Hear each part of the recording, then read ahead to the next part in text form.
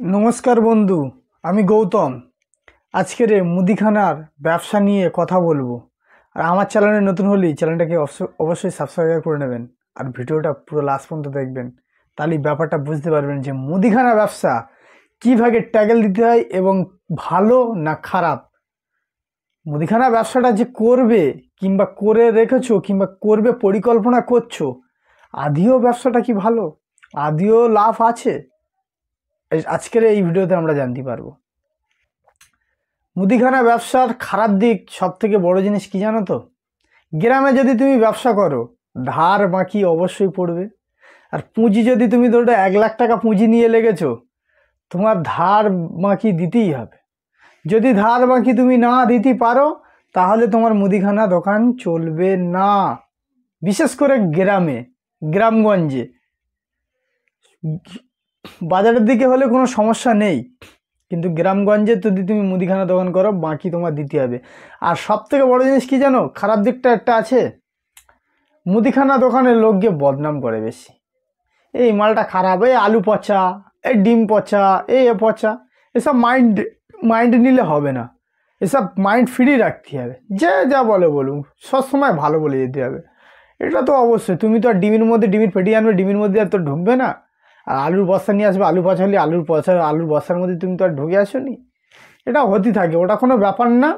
কিন্তু একটা সমস্যা কি, তুমি যে এখন যে ফ্রি মাইন্ডে ঘুরছো, যে কোনো কাজ করছো, সানডে হলি রবিবার হলি এখান সেখানে ঘুরতে যাও, কালকে দিদির বাড়ি নেমন্তন্ন, কাল শ্বশুর বাড়ি নেমন্তন্ন, যাবে?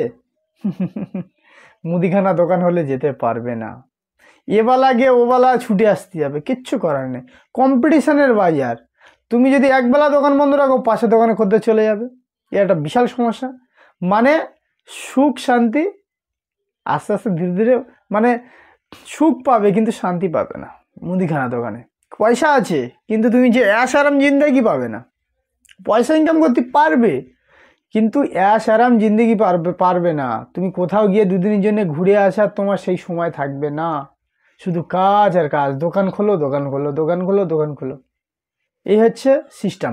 আর যদিও তাতেও তোমরা যদি বলো যে মুদিখানা দোকান করতে চাই, এটা আমার ইচ্ছুক, আমার বাড়িতে লোক আছে, আরও এক্সট্রা লোক আছে, তাহলে একটা লজিক্যাল কথা বলি, মুদিখানা দোকান সব রকম মাল রাখতে হবে। সব রকম মাল বলতে, যে কোনো একটা কাস্টমার যখন এসে কোনো মাল চায়, দেখছো যে তোমার দোকানে নেই, কিন্তু ওই যে নেই ওটা কিন্তু তুমি ছেড়ে দিলে হবে না।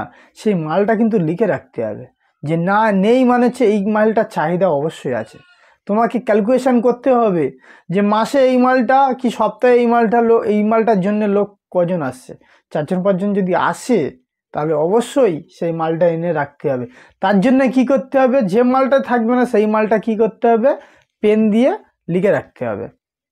এটা হচ্ছে মুদিখানা দোকানের সব থেকে বড় পয়েন্ট। আর দ্বিতীয় পয়েন্ট হচ্ছে, কিছু কিছু মাল আছে মানুষ বেশি টার্গেট করে। কিরকম? ডিম, আলু, তেল, এই 3টে জিনিস। তুমি যদি মুদিখানা দোকানে লাভ করতে চাও, যদি ব্যবসা যদি দাঁড়াতে চাও, মনে করো যে মুদিখানা ব্যবসা আমি দাঁড় করাবো, মুদিখানার ব্যবসা আমি দাঁড় করাবো, তাহলে তেল, আলু, ডিম বিনা লাভে ছেড়ে দাও। মানে যে টাকায় কিনবে সে টাকায় ছেড়ে দাও। আশ্চর্য ঘটনা, যে টাকায় কিনবো সে টাকায় বিক্রি করে দেবো, তো লাভ করবো কি? লাভ হবে। একটা মাল, শুধু একটা লোক একটা ডিম কিনতে ওই আসলে, কিন্তু সে শুধু ডিম নেবে না, আরও তার সাথে 4টে জিনিস নেবে। যে একটা লোক যদি আলু কিনতে আসে, তার সাথে আরও 2টো জিনিস নেবে, আরও 2টো জিনিস থেকে লাভ উঠে যাবে। কিন্তু ওসব কাস্টমার কিন্তু ওসব মালের কত দাম দর অত হিসেব করবে না। মেন 3টে জিনিসের মুদিখানা দোকানে মালের দামটা হিসেবেই হয়, লোক আলোচনা করে। তেল, আলু, ডিম। এই ডিম কত? 6 টাকা। আর এই ওর দোকানে 6.5 টাকা, 7 টাকা। এই আলু কত? এখানে 14 টাকা, হ্যাঁ ওর দোকানে গেলি 15 টাকা। এই তেল কত? 130 টাকা, হ্যাঁ ওর দোকানে গেলি 125 টাকা। এই 3টে জিনিস মানুষ বেশি টার্গেট করে। এই 3টে জিনিস যারা শুরুর দোকান বিশেষ করে, এই 3টে জিনিস বিনা লাভে ছেড়ে দিতে হবে। হু করে কাস্টমার আছে, এই ওর দোকানে সব মালের দাম কম। আর সব মালের দাম কম হলে তাহলে তো ব্যবসা আমার চটে তুলে দে বাড়ি ঘুমোতেই হবে। কিন্তু না, এমন মালের দাম কম রাখতে হবে, সবাই জানবে মালের দাম কম, কিন্তু কিছু কিছু মালের থেকে লাভ এসে যাবে। এটা হচ্ছে মুদিখানা ব্যবসার টেকনিক। এই টেকনিকটা যদি তুমি মানে প্রয়োগ করো, তোমার ব্যবসা, মুদিখানা ব্যবসা 100% দাঁড়িয়ে যাবে। মুদিখানা ব্যবসা দাঁড়াবেই। কিন্তু একটা কথা, তোমার যে অ্যাশ আরাম জিন্দগিটা একটু দূরে চলে যাবে, তুমি সময় আর দিতে পারবে না, টাকা ইনকাম করতে পারবে। এবারে চিন্তা ভাবনা আপনাদের। আর আমি যদি কোনো কথা ভুল করে থাকি তাহলে অবশ্যই কমেন্ট করে জানাও।